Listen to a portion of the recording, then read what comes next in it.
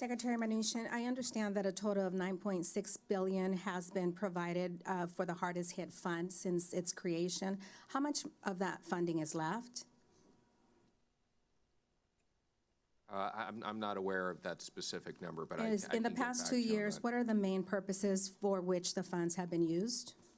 So the hardest hits funds, I believe, as you know, was money that was. I know what it is. Just answer my question, please. Can you repeat your question? In the past 2 years, what are the main purposes for which those funds have been used? They have been allocated to different states for various different purposes as the funds are specified. It's not an arbitrary situation. Exactly what were they been used? You don't know? Can you follow up with my office and let me know? Absolutely. Thank you. It's for various mortgage-related issues in different parts in the states, but we're happy to give you a more detailed update.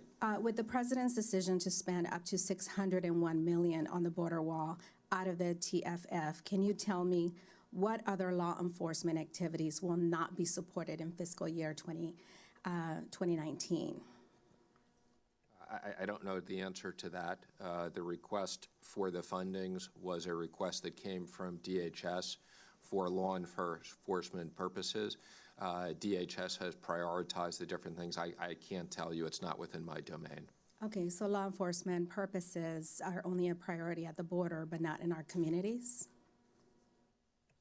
Again, those are law enforcement purposes are not within the Treasury's domain as it relates to these issues. We transferred the funds and DHS has prioritized them. In prior years, Treasury has sought to maintain a minimum of $100 to $150 million in the TFF for operating expenses for the subsequent fiscal year. Treasury's latest reporting to the subcommittee projects that there will only be $71 million remaining in the TFF at the end of fiscal year 2019. Are you concerned that the projected balances will be insufficient to fund essential operations for fiscal year 2019? I'm not. That was somewhat of an arbitrary number.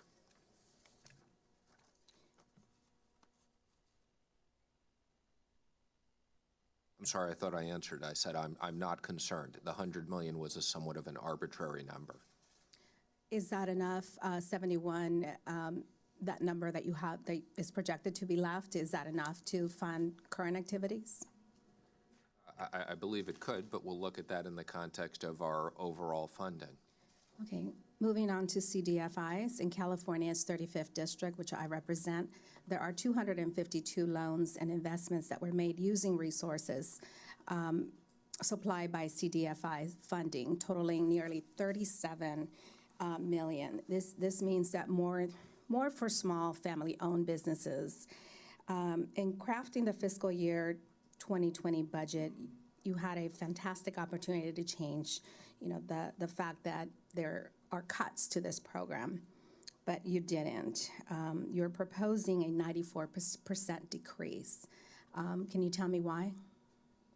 Sure. Well, let me just acknowledge that I do believe that the CDFI program does make significant contributions to certain communities, and I've seen this firsthand, both in my role at Treasury and my prior experience.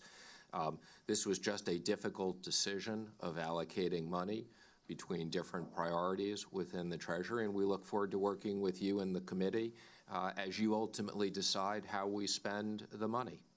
I just want to clarify, certain communities are the communities that I represent, which are made up of the working poor. These are people that are working 2 or 3 jobs, that don't have a checking account that can match yours or anyone else in this room, probably. So these programs are critical, and I hope that we can find a way to make it work so that they don't have to suffer, these programs don't have to suffer a 94% cut. I appreciate that, and as I said, I've seen firsthand the benefit of many of these programs, so we look forward to working with you and the rest of the committee. I only have 5 minutes. I don't have time for niceties, so I apologize for just getting on.